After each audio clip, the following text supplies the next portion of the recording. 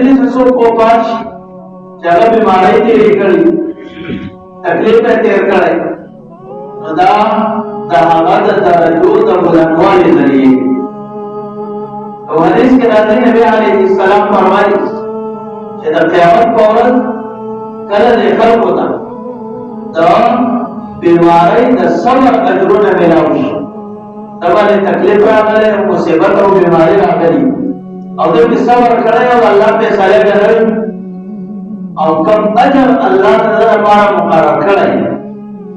او الله په قیامت کې وایي دا یو تاسو کې چې دومره اعمال علماء نو دا ثواب او اجر ما ته کوم ځای نه ملاوي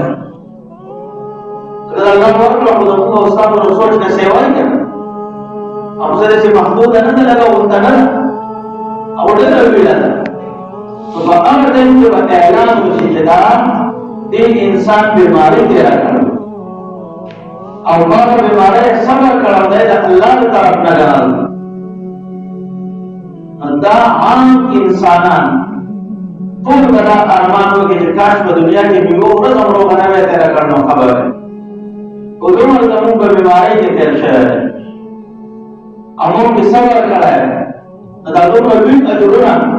چې دا موږ ته ملاوي دا د هغې په نتیجه کې